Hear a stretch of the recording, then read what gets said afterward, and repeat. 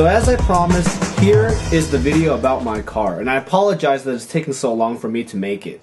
Many of you may already be familiar with it. It is a 1994 Mark IV 6-speed Toyota Supra, one of the classics that have come out of Japan. For me, it all started back in high school. I had a Honda Prelude that I shared with my dad, and I loved that thing.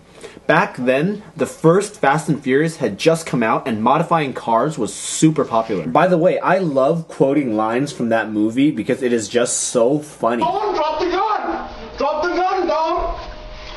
You are the cop! Brian, I'm gonna find Jesse before they do! I remember my friends and I would always get our cars together to take group pictures and go online to look at body kits and wings and stuff like that. Back then though, Supras were kind of a halo car. They were too expensive for us to afford, most were too powerful for us teenagers to handle, and too uncommon to not get excited about when we saw one. Since then, I just remember always wanting one.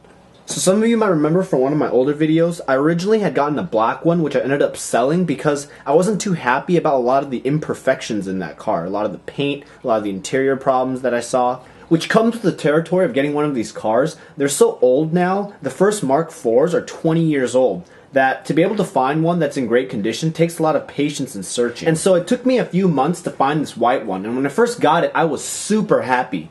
I thought, this is everything I wanted. Clean original paint, low miles, 400 horsepower twin turbo, this is everything.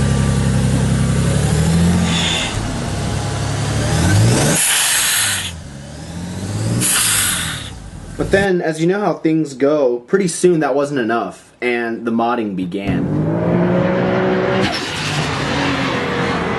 Now, before any of you ask something like, why didn't you just get a better car like a GTR or something?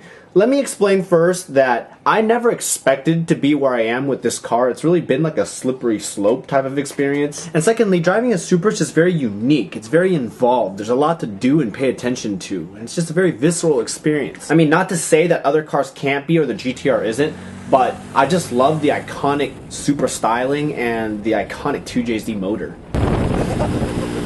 And so initially it was just a few small things. I had the twin turbos taken out, I had a single turbo put in, and then I installed a fuel system myself and then took it in for tuning. And it was really great, and it made something like 500 horsepower to the ground, and it was fun to drive. But then soon, my discontentment and my desire for more took over, and I was like, why not just a little bit more? So I went back for some more work. Upgraded the turbo again, the clutch again, and took it in for tuning again, just to get a little bit more.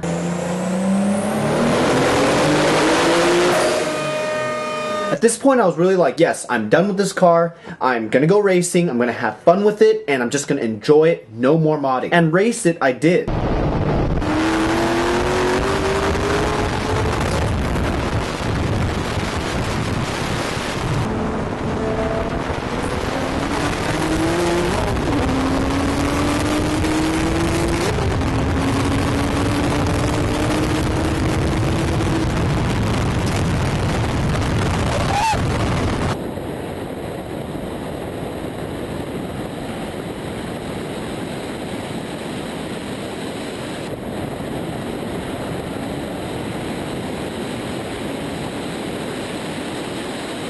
And you know, it was great. The car was fast, it was easy to drive, and I was having a lot of fun. Hello! This is fun! That is, until I lost to a 900 horsepower GTR.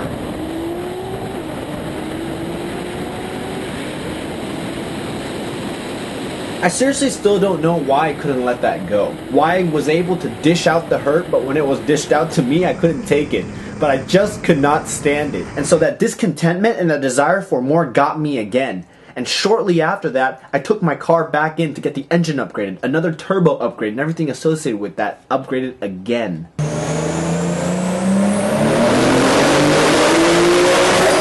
And at this point again, I was like, yes, this is good, I'm done, no more modding the car, I'm finished, this is good. And I think you guys are starting to detect a pattern now. It wasn't even 3 months of driving the car at that level before I felt discontent again and felt I needed more.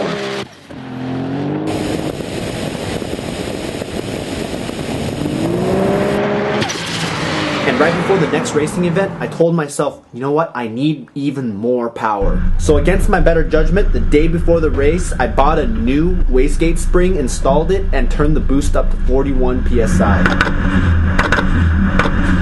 And can you guess if that was finally enough?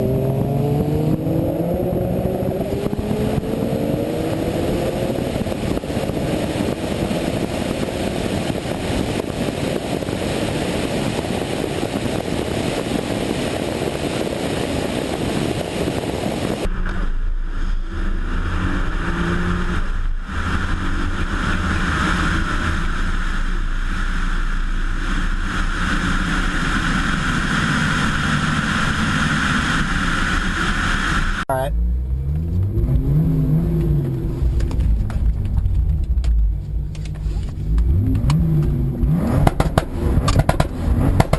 If you're wondering what accelerating in the car feels like, imagine someone pushing on your chest, or as if you're being sucked into your seat and your head is being pushed back and the skin on the sides of your head crawls slightly.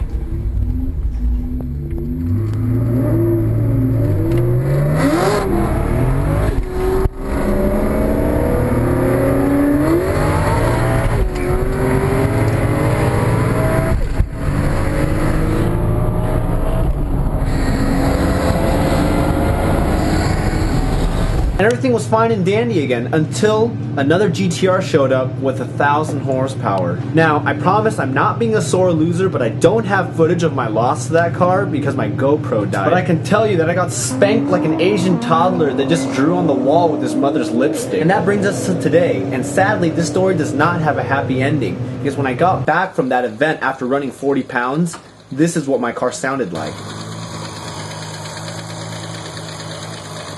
Yes, as you can probably guess, ticking sounds are bad, particularly after running really high boost. And so this is what the car looked like last, and it's in the process of being rebuilt. The motor is out, everything is apart, we're going to iteration 6.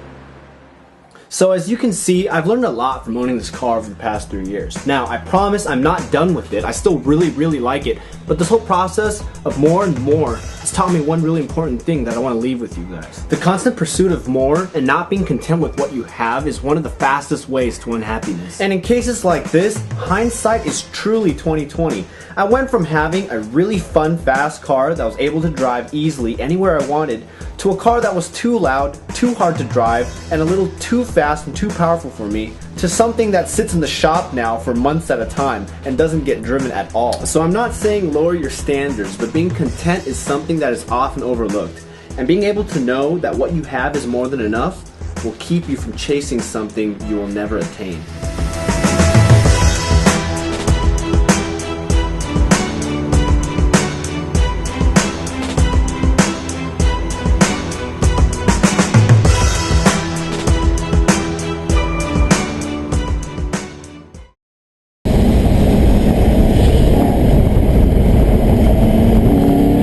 Said I want a 10-second car, not a 10-minute car.